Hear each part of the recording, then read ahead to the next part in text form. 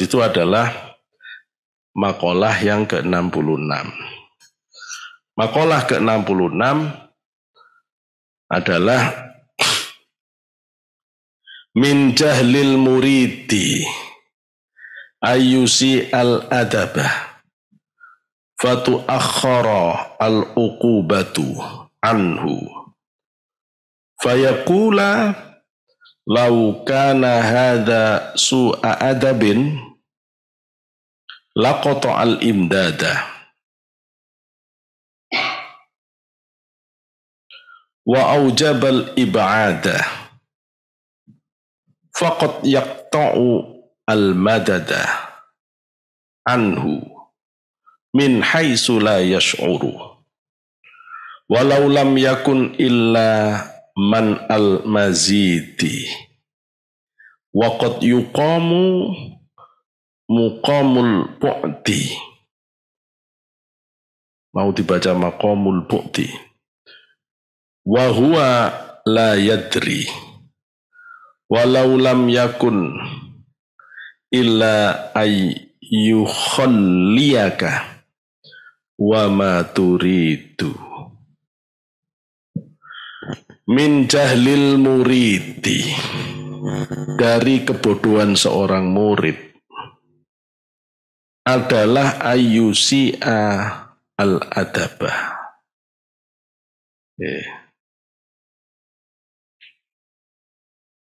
Apabila murid itu buruk adabnya, fatu akhara, maka ditunda, diakhirkan al-uqubatu, apa al-uqubatu, siksanya, adabnya, anhu, dari murid. Di antara ciri gobloknya murid itu, kalau dia tidak punya tata krama, adabnya buruk. Terus dengan adab buruk, dengan kelakuan buruk, dengan ibadah buruk, dia tidak dapat musibah, tidak dapat azab dari Allah. Fayaqulu, terus ngomong dia. Padahal akhlaknya buruk, tidak dapat azab, malah ngomong begini. Laukana hadza su'a adabin. Seandainya ini, maksudnya seandainya ini kelakuan dia buruk yang tidak mendatangkan azab itu adalah khobarnya itu su'a adabin, seandainya ini itu su'a adabin, seandainya ini kelakuan yang buruk itu adalah su'a adabin, laqata'a, pasti Allah sudah memutus al-imdada, kepada anugerah Allah, madad, ya, anugerah Allah. Kalau memang Allah itu mengadab saya, pasti saya tidak dapat kiriman lagi, pasti saya sudah miskin. Buktinya saya kaya kok. Wa aujabal ib'ada, dan pasti Allah sudah menjauhkan saya dari sisinya. Buktinya aku sih ngaji kok. Meskipun akhlakku buruk, rizkiku tetap banyak. Kan itu cirinya berarti aku ya sih mau sholat, berarti aku sih tidak dijauhkan oleh Allah. Faqad yaqta'u al-madada anhu, maka sungguh yaqta'u, Allah bakal mutus madada, pada madad, anugerah yang Allah berikan, anhu, dari orang itu, min haitsu la yash'ur, dari sisi yang dia tidak ketahui. Walau lam yakun, walau lam, dan walaupun lam yakun tidak ada, walau lam yakun, walaupun tidak ada, tidak terjadi. Maksudnya walaupun tidak terjadi azab secara langsung, gitu loh ya.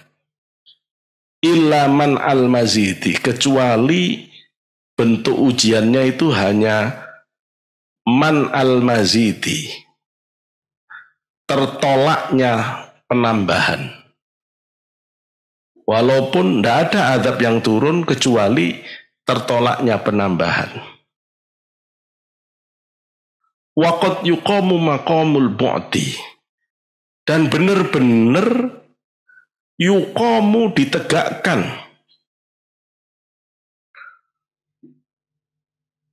Yuqamu ditegakkan muqamul bu'di. Muqamul ya. Ditegakkan apa yang ditegakkan itu kedudukan jauh dari Allah. Padahal itu kedudukan jauh dari Allah sedang ditegakkan atas dirinya. Wa huwa la yadri, sedang dia la yadri, tidak paham. Ya, dia tidak paham, tidak ngerti. Walau lam yakun, dan walaupun tidak terjadi azab Allah itu tidak terjadi secara kasar, illa ayyukhalliyaka, kecuali dia itu diabaikan. Memang dia tidak dijatuhkan azab, tapi oleh Allah dibiarkan. Wa ma turidu, dan apa-apa yang dia inginkan. Ya. Maksudnya begini, murid itu akhlaknya buruk. Murid yang akhlaknya buruk atau ibadahnya buruk, ternyata rizki lahiriahnya tidak berkurang. Tetap bisa kaya, uangnya banyak, dan seterusnya. Rizki lahir tidak berkurang. Terus dia malah begini, kalau memang saya ini salah, mestinya saya kan miskin, buktinya saya tetap kaya kok.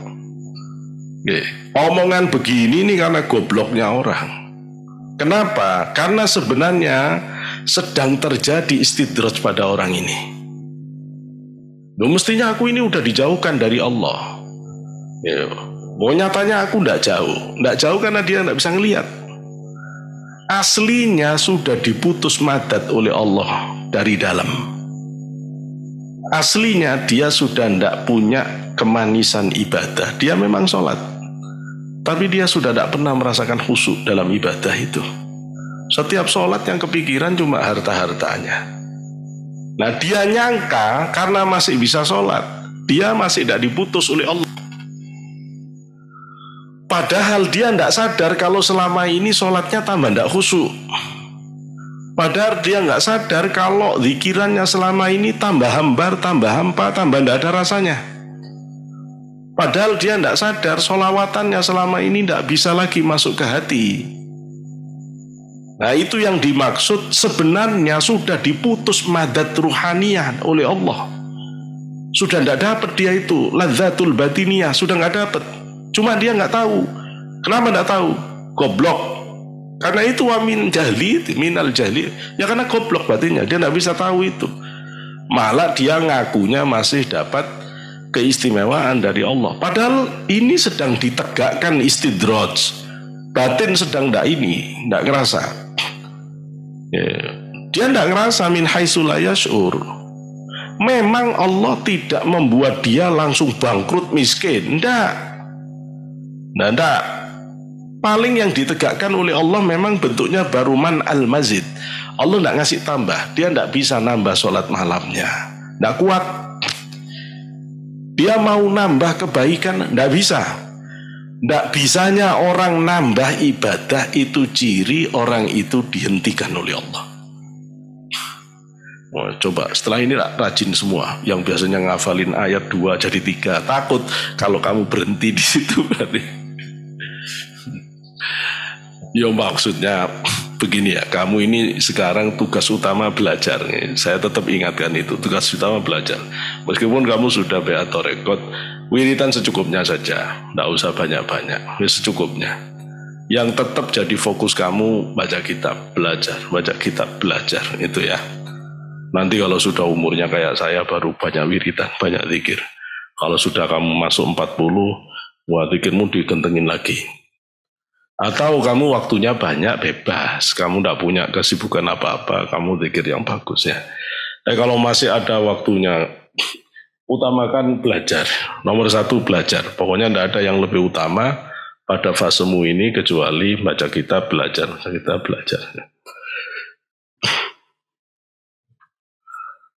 Tapi kalau orang itu tidak baca kitab, ya tidak belajar.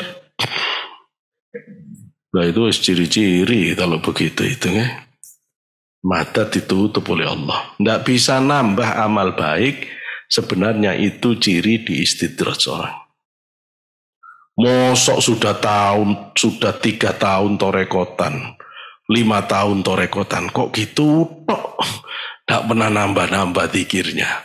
Wih, masalah itu. Mosok sudah 6 tahun torekotan begini-begini terus. Tapi tetap rajin, Sabtuan rajin, ini rajin. Ya sih lumayan kalau begitu. Sih lumayan. Nanti akan ada makolahnya. Nah ini yang nanti makalah berikutnya itu. Kamu jangan mencela orang yang belum punya kenikmatan batin, tapi dia tetap istiqomah. Ya. Kalau ditanya kamu itu loh, sholat itu ngerti tak rasanya nikmatnya sholat? Aku sudah ngomong itu, yang penting aku belajar rajin sholat, subuh aku selalu siap ibadah. Saya nanti diberitahu oleh Syekh Athaillah. Bisanya orang istiqomah meskipun belum dapat rasanya ibadah, itu sudah kemuliaan yang Allah berikan pada orang itu. Karena orang lain tidak bisa istiqomah itu. Saya kadang-kadang dengerin yang adzan di Peruri itu. Orang tua, padahal adzannya ya segitu itu ya. Tapi saya salut juga, ini orang istiqomah banget ya. Ya, zuhur dia adzan, asar dia adzan, maghrib dia adzan, isya dia adzan, subuh dia adzan. Ya meskipun sampean bisa bilang udah ada kerjaan lain Pak, bukan itu maksud saya. Nah, berat loh. Kalau nggak percaya tanya aja yang bagian adzan di mihrab. Berat kan, jaga adzan terus itu loh, berat. Walaupun besok di akhirat orang tukang adzan itu punya keistimewaan. Iya tapi berat. Ya namanya juga tidak ada barang murahan, semuanya gitu. Nah, sebenarnya diharamkan orang itu nambah kebaikan, itu sudah bentuk adab, gitu loh. Cuma orang yang tidak ngerti, nganggap itu bukan adab, gitu loh ya.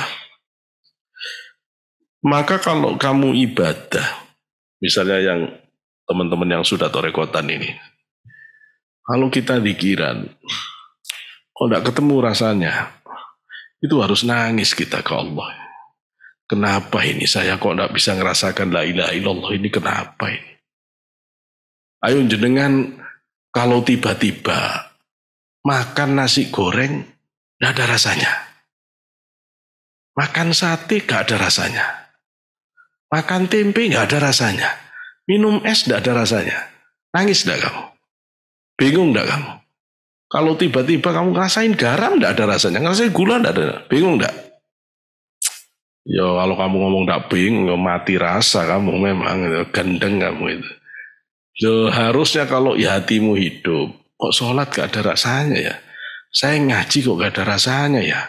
Saya zikiran tidak ada rasanya, mestinya kamu bingung itu. Cuma kalau orang bodoh, tidak ada rasanya loh. Yang penting aku sih sholat, aku sih zikir, itu yang disebut orang bodoh itu. Dia sudah kena azab sebenarnya oleh Allah karena dia diharamkan atas rasanya ibadah itu sebagai ciri hidupnya hati di hadapan Allah. Tapi dia tidak ngerasa. Nah itu namanya sudah diazab tapi dia nggak ngerti. Atau memang walau lam yakun illa ayyukhalliyaka. Memang Allah belum mengazab kamu dengan diberi penyakit dengan ini waliyatubillah gitu. Tapi sebenarnya kamu itu sudah diabaikan oleh Allah. Kamu nggak diurus oleh Allah, batinmu nggak ditingkatkan, kamu nggak diperhatikan, kamu sudah diterlantarkan sebenarnya. Cuma dibiarkan sholat-sholat, dibiarkan muter-muter di Ka'bah, tapi kamu nggak dikasih perasaan. Hati-hati, itu sudah adab. Kamu diterlantarkan Allah itu adab. Nggak ditegur oleh Allah itu adab. Ya itu adab sudah. Tapi orang nggak sadar kalau diterlantarkan yukhalliyah. Itu terus nganggapnya tidak diadab. Makanya kalau sampai orang itu tidak dimampukan nambah kebaikan, terus dia tetap begitu-begitu saja, menganggap itu bukan mendapatkan istidraj, itu murid yang bodoh. Padahal kelakuannya tidak benar gitu loh.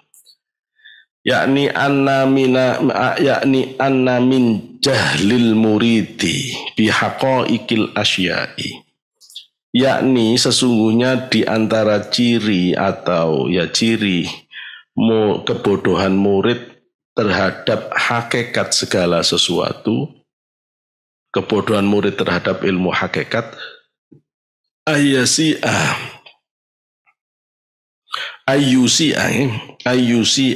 al-adabah. Di antara kebodohannya itu adalah ketika murid itu memburukkan adabnya, maksudnya adabnya buruk. Adab buruk itu kepada siapa? Imama Allahi, kadang adab buruk itu kepada Allah. Adab buruk kepada Allah itu seperti apa? Binahwil i'tirati alaihi fi af'alihi, seperti penentangan atas Allah di dalam perbuatannya. Ka'iyaqula, seolah-olah dia mengatakan, laita hadzal amr lam yakun.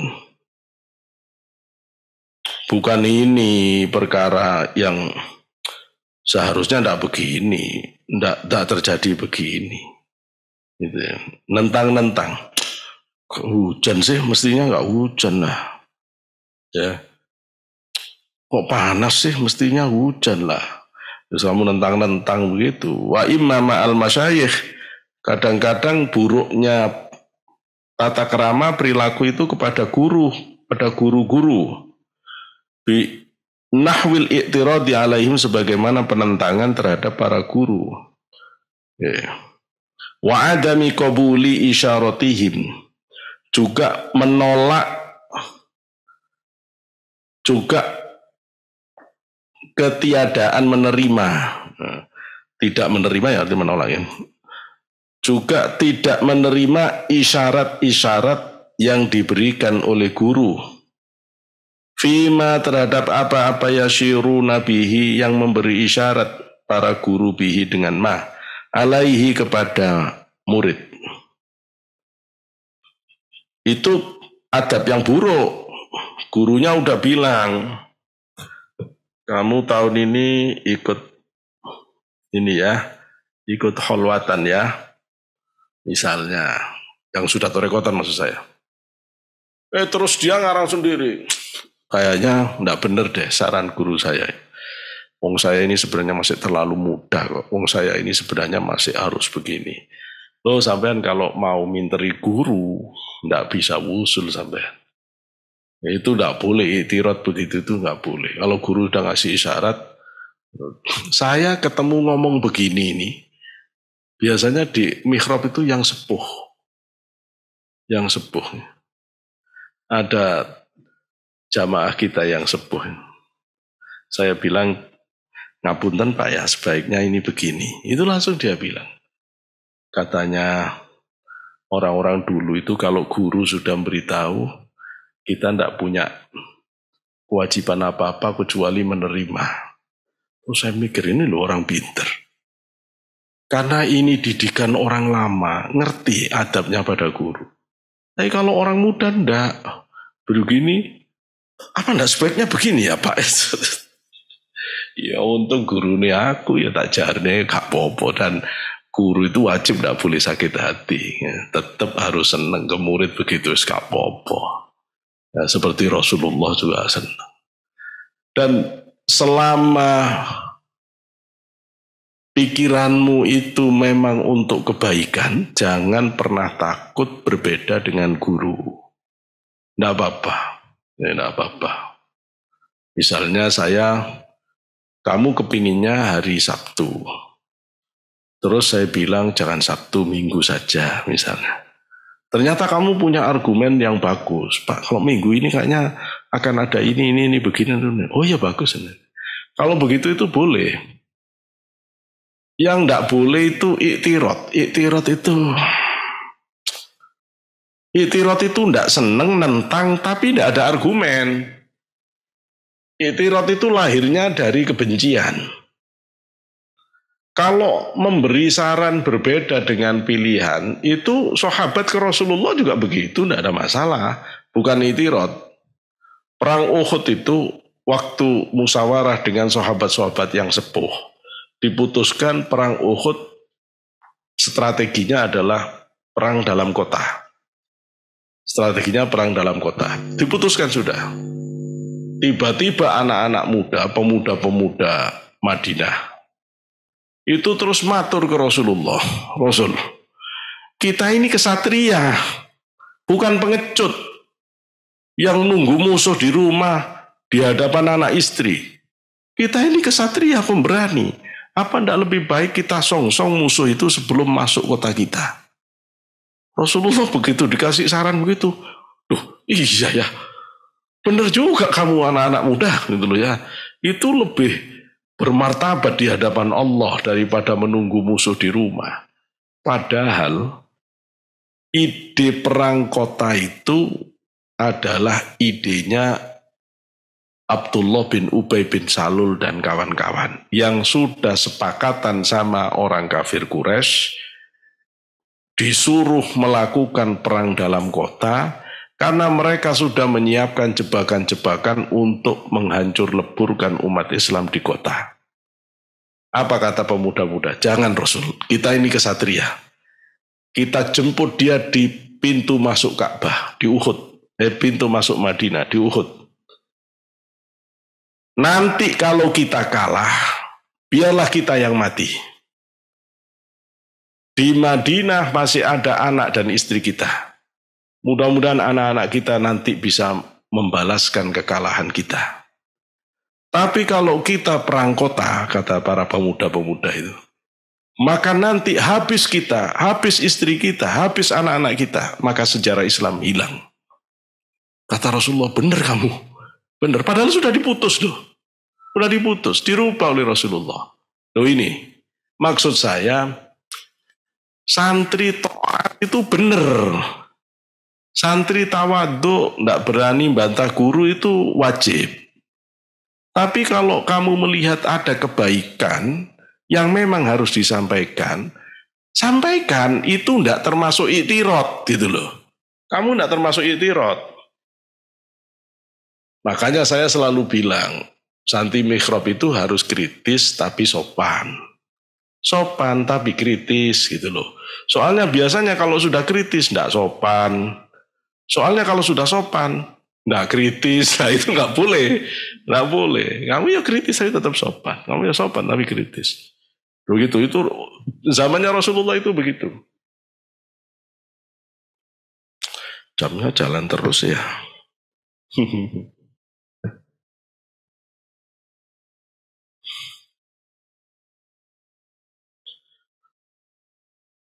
Wa imma ma'abadin nasi. Wa imma dan kadang-kadang ma'abadin nasi. Buruknya akhlak itu terhadap sebagian manusia. Binahwil izdira ibihim. Seperti contohnya itu al-izdira bihim itu merendahkan, menghina mereka. Berakhlak buruk kepada Allah, kita nolak ketetapan Allah. Hujan kenceng banget sih. Hujan ya hujan lah, ndak usah angin kenceng-kenceng. Kamu begitu itu nolak af'alullah, jangan. Jadi kalau ada hujan ya udahlah. Begini ya udah memang waktunya begini. Mudah-mudahan ini jadi rahmat. Terus gitu aja. Tapi kalau udannya udan badai ngerusak macam-macam ya wes, kita niru yang diajarkan guru-guru kita dulu, suruh adzan, bisa adzan aja sudah. Adzan, mudah-mudahan dengan begitu reda. Sama guru juga begitu ya. Kalau orang itu berani ke guru, itu barokahnya dicabut, barokah ilmunya dicabut. Mending kalau barokah ilmu yang dicabut, sampai dicabut barokah hidupnya. Makanya kan selalu difahami ya, ngelawan guru yang alim di hadapan Allah, nentang itu bisa berdampak su'ul khotimah. Gitu ya. Ya kamu kalau ya jangan nentang, makanya akhirnya karena orang tahu itu akhirnya terus kalau guru ngomong panas. Nggak apa-apa. Ya, itu untungnya kamu kalau punya kiai masih umurnya nggak jauh dari kamu, enak kamu bisa ngobrol gitu loh ya. Nah, kalau kamu punya kiai umurnya sekarang misalnya sudah 120, nggak bisa apa-apa kamu. Saya dulu ke Tuan Guru Najmuddin. Jadi saya ke NTB dalam rangka penelitian. Terus saya dijamu, waktu itu awalnya yang mau menerima saya kepala sekolah MAN NTB. Tahu-tahu saya dirubah. Anu Pak, jangan dengan saya. Ini ada, saya tidak nyebut namanya. Beliau orang terhormat soalnya. Sama ini saja Pak yang akan menyiapkan semua penginapannya dan menjamu. Ya wis, saya tidak tahu siapa dia. Tahu-tahu setelah dijemput ternyata perempuan. Loh, iya kok perempuan yang jemput saya ini. Ya ada temennya laki-laki. Setelah itu saya diistirahatkan di rumah beliau itu. Rumahnya gede.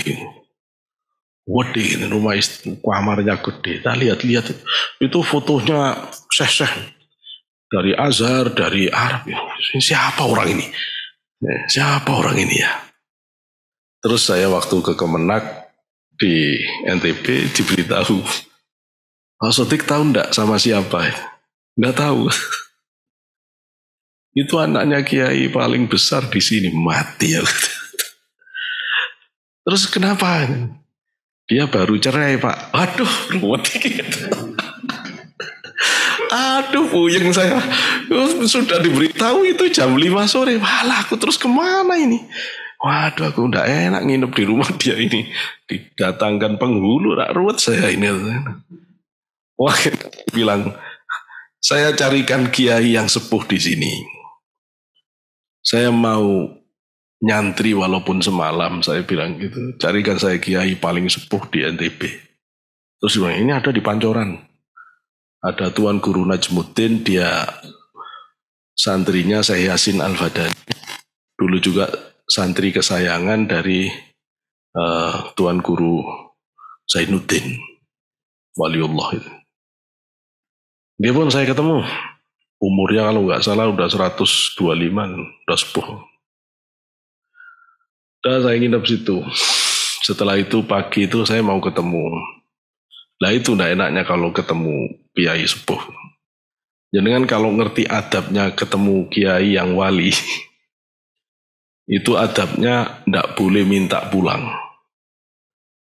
Pulangnya sediizinkan dia.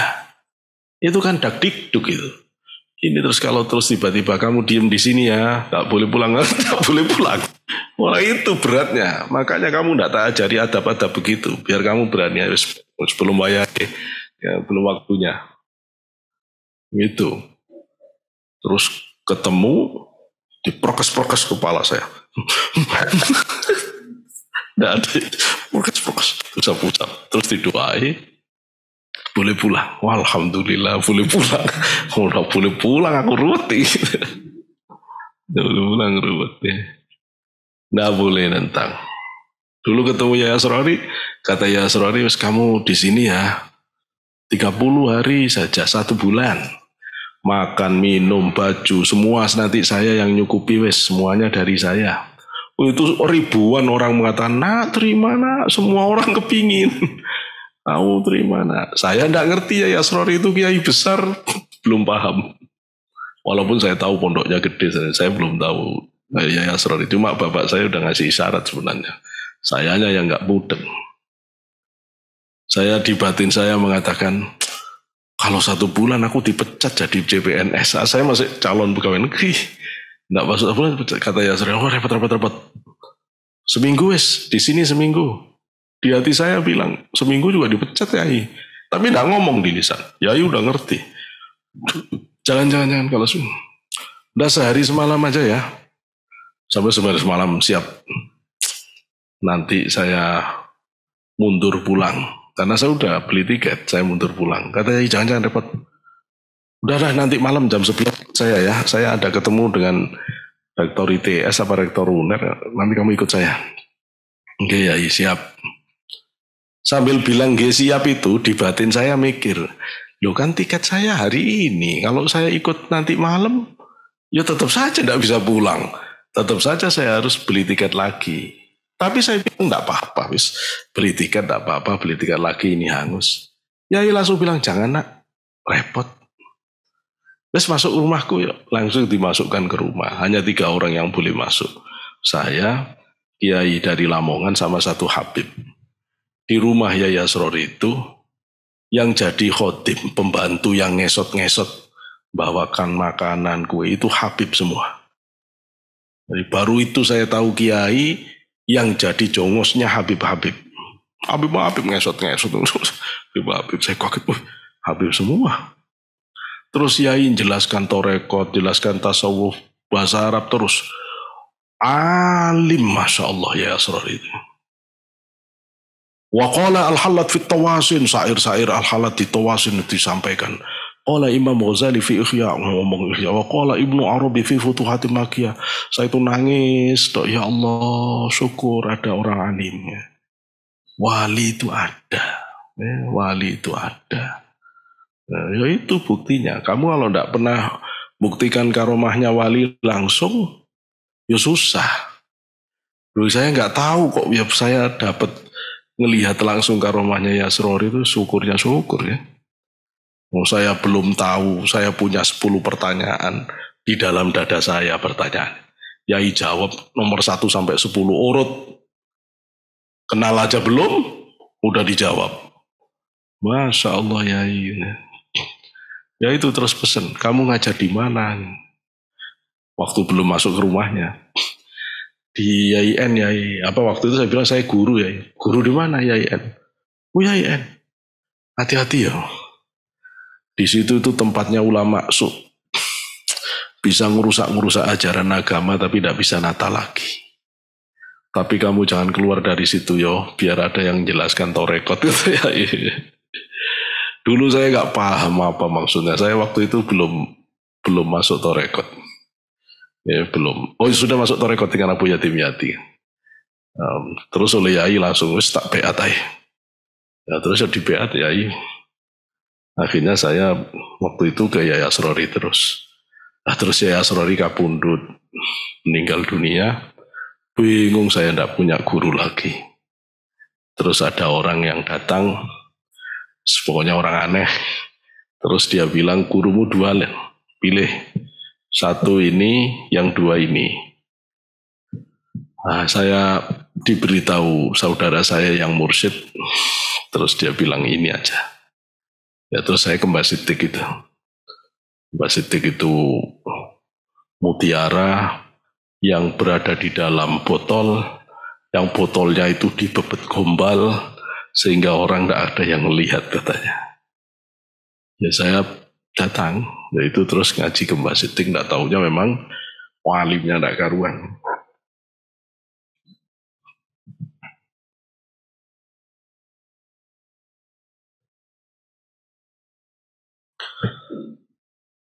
Fatu akhara al-uqubatu anhu.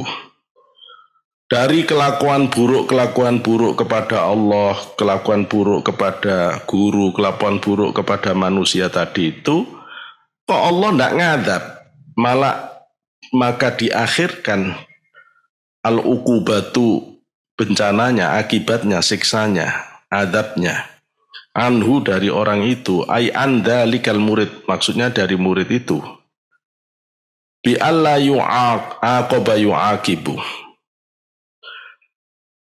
bi alla yu'aqibu fi zahirihi, dengan tidak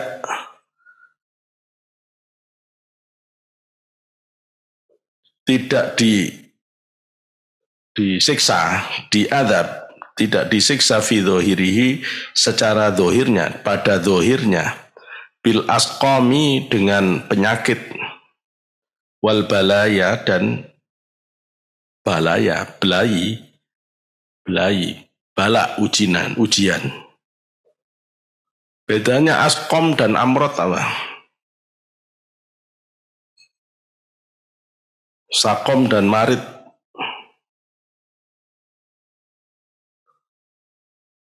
Atau bedanya marit itu sama dengan dak. Bedanya dak dan sakom. Kalau dak itu pasti ada dawa. Likul lidain dawa. Jadi kalau sakit itu pasti ada obatnya. Pasti ada obatnya. Kalau sakit ada obatnya. Tapi kalau sakom, sakom itu sakit yang karena adab. Tidak ada obatnya. Orang sakit liver. Livernya liver dak. Itu bisa diobati. Orang sakit kanker. Kankernya itu dak. Itu masih bisa sembuh. Orang sakit liver, tapi liver sakitnya sebenarnya sakit. Tidak bisa diobati itu. Orang sakit kanker, tapi kankernya itu sebenarnya kanker sakom. Tidak bisa diobati itu. Kalau sakom tidak bisa diobati. Obatnya taubatan nasuha. Itu taubatan nasuha. Lu masalahnya kapan kita tahu itu sakom atau tidak? Ya wis kita nggak tahu. Kita itu biasa merasa, alah ini paling penyakit ini, bukan adab. Nah biasanya kita sok suci begitu. Makanya kalau sudah kena sakit, mending kita langsung ngaku, ini saya tidak benar ini. Saya kena ujian Allah ini. Minta ampun aja kepada Allah. Istighfar saja yang banyak. Wala fi batinihi. Dan tidak di batinnya. Bihasbi za'mihi. Sesuai dengan keyakinan orang itu. Dia memang murid yang buruk akhlaknya itu tidak diadab oleh Allah secara zahir. Memang badannya tidak disakitkan, memang dia tidak ketimpa bencana, musibah. Tapi tidak batin. Batinnya tetap kena. Batinnya sebenarnya sudah diadab. Sesuai dengan ya keburukan dia. Fayaqulu, yang seperti itu dia malah mengatakan laukana alladhi waqa'a minhu su'a adabin laqata'a al-imdad. Laukana, seandainya ada alladhi, ini kalau dibaca wuki ya. Laukana, jika ada alladhi yang waqa'a terjadi minhu. Wuki'ah yang terjadi, wuki'ah yang terjadi minhu dari alladhi. Itu su'a adabin. Kelakuan yang tadi di makalah sebelumnya itu ya. Kalau yang demikian itu adalah termasuk su'a adabin, buruknya adab, lat qata'a al-imdada, pasti Allah akan memutus imdad. Imdad bikasil hamzah, hamzahnya dikasroh, masdarun itu masdar dari amaddahu. Atau membacanya bifathiha. Kalau di fathah amdad. Kalau dibaca amdad jam'u madadin, itu jamak dari kata madad. Kalau amadda itu perpanjangan. Yang dimaksud perpanjangan itu ya perpanjangan rahmat dari Allah. Kalau madad itu karunia. Ai ma yaruddu min bahri ifdalil wahidis somad. Enggak ya. Yaruddu nolak ya. Yaridu. Aima yaridu, yakni dari sesuatu yaridu kang terurai.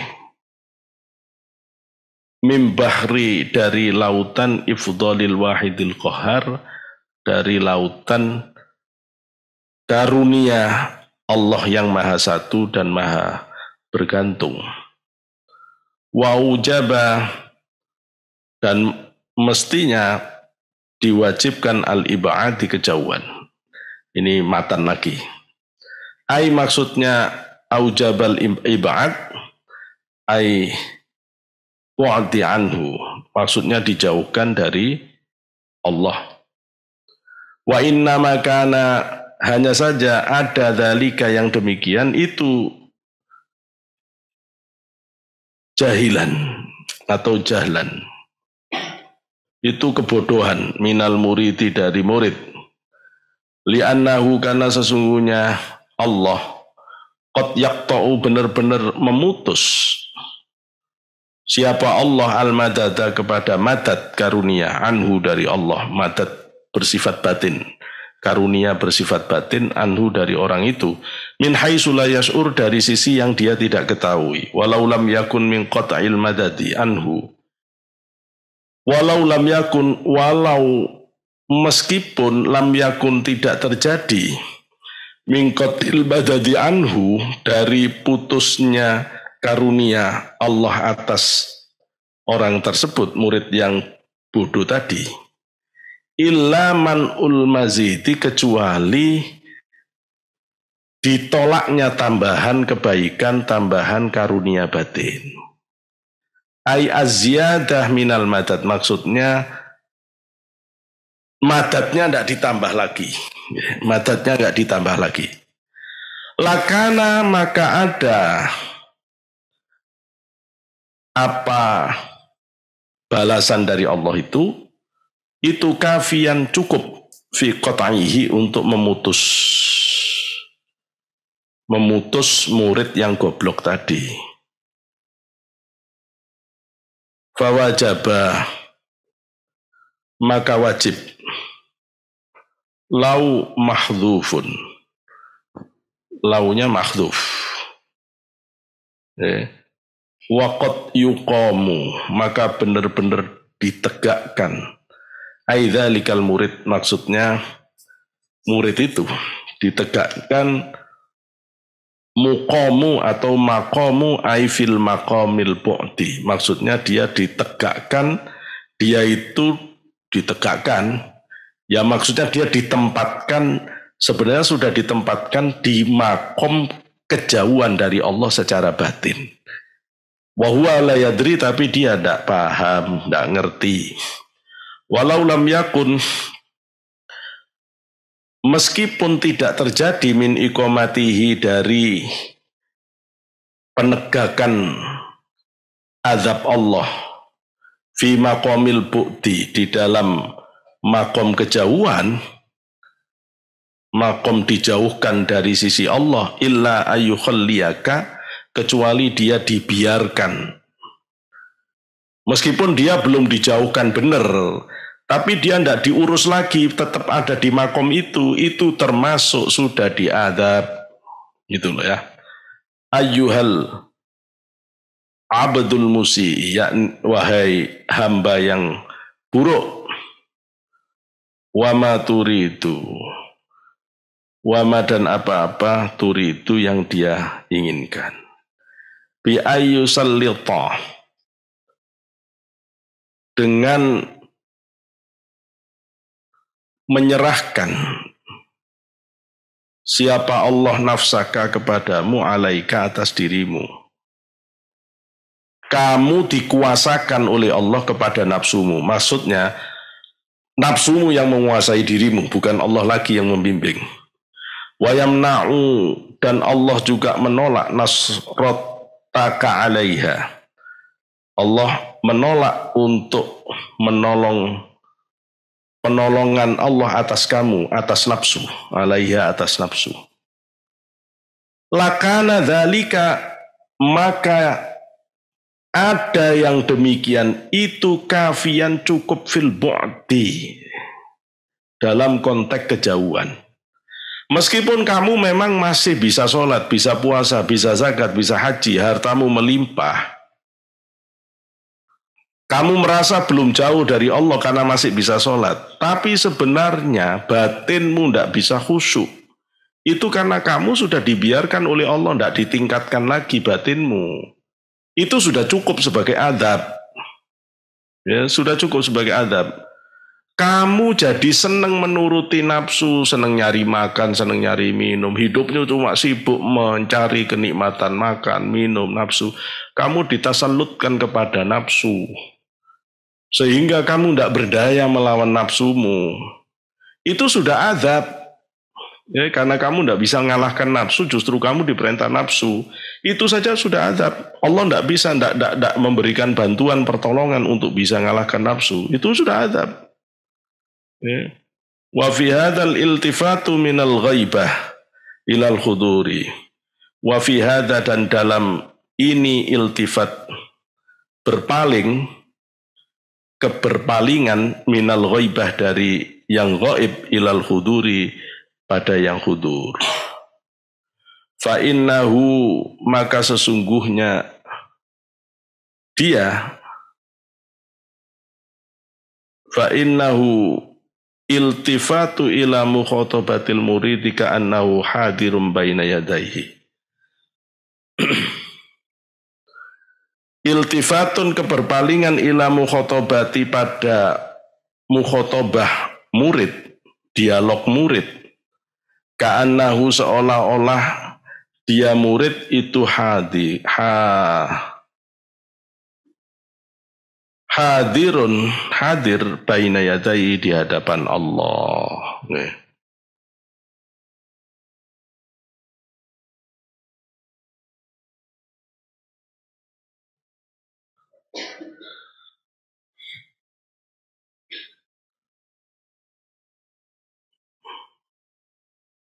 Mana ini sudah. Fa innahu iltifatu mukhatabatil murid ka'annahu hadirun. Karena sesungguhnya hal yang demikian itu merupakan keberpalingan dari dialognya murid, seolah-olah dia hadir di hadapan Allah. Wali umri innahu yastahaqqu hadat tasnif. Dan bagi umur, innahu, sesungguhnya murid, yastahaqqu, berhak, hadat tasnifi, pada karangan ini. Fa inna qaulahu, sesungguhnya perkataan Syekh Ibnu Athaillah Sakandari, fa inna qaulahu, maka sesungguhnya pernyataan murid yang mengatakan laukana hadza su'u adabin, seandainya laukana hadza su'a adabin, kalau seandainya keburukan adab yang tadi sudah disampaikan di depan itu merupakan adab yang buruk, yash'uru, maka dia akan merasa biridahu, dengan ridhonya Allah, an nafsihi, biridahu, dengan ridhonya murid, an nafsihi, atas dirinya, alladzi, yang yujabu, mewajibkan, al malama alaihi, mewajibkan cercaan atas murid. Kenapa? Fa innar ridho, karena sesungguhnya rela, ridho anin nafsi, terhadap nafsu, la yansha'u anhu, tidak akan tumbuh dari nafsu, atau dari murid, dari nafsu, illa, kecuali doirin, kecuali kerusakan. Ya, kalau buruk, kalau dia mengatakan kalau ini memang bukan termasuk adab yang buruk, itu mestinya kalau dia bisa merasa ridhonya murid kepada nafsu, yang seharusnya keridhaan kepada nafsu itu mewajibkan cercaan atas nafsu.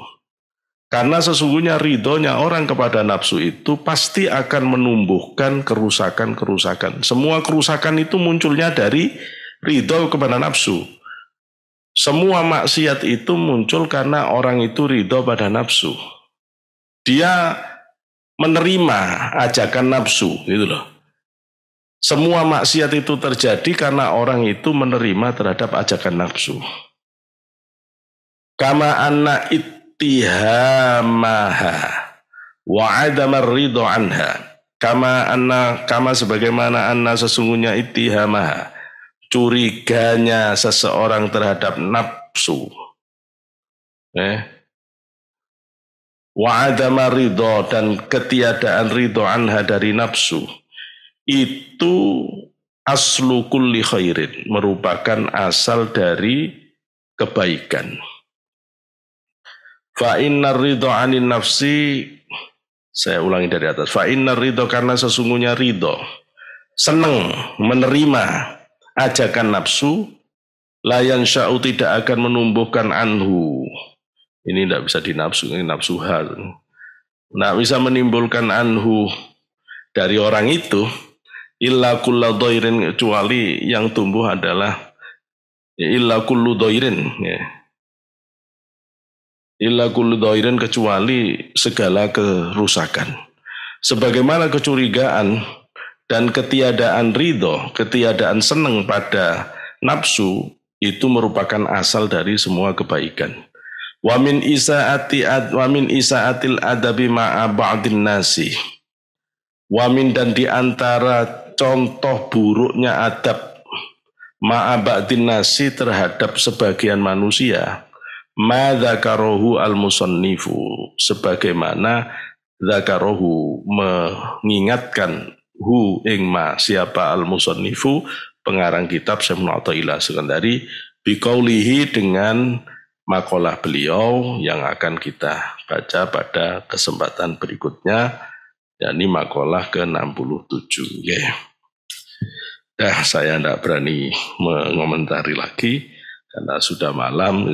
Mudah-mudahan tadi sudah ketangkep penjelasan umumnya, itu sudah ada di awal tadi. Mudah-mudahan Allah senantiasa memberikan kesehatan, memberikan karunia, kekuatan iman Islam, istiqomah, dijadikan orang-orang yang dicintai Allah semuanya. Alladzina yaquluna sallallahu alaihi wasallam. Al-Fatihah. الحمد لله في العالمين في الزيد. ربنا لك الحمد كما ينبغي لجلالك الكريم وعادل سلطان. اللهم صل على سيدنا محمد الحمد لله رب العالمين.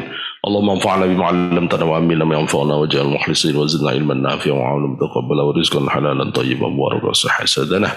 سلمنا يا الله من كل بلاء وسوء القدر وامراض والاسقام. ربنا اتنا في الدنيا حسنه وقنا عذاب النار. سبحان رب العزة عما يصفون. الحمد لله رب العالمين. سر الفاتح.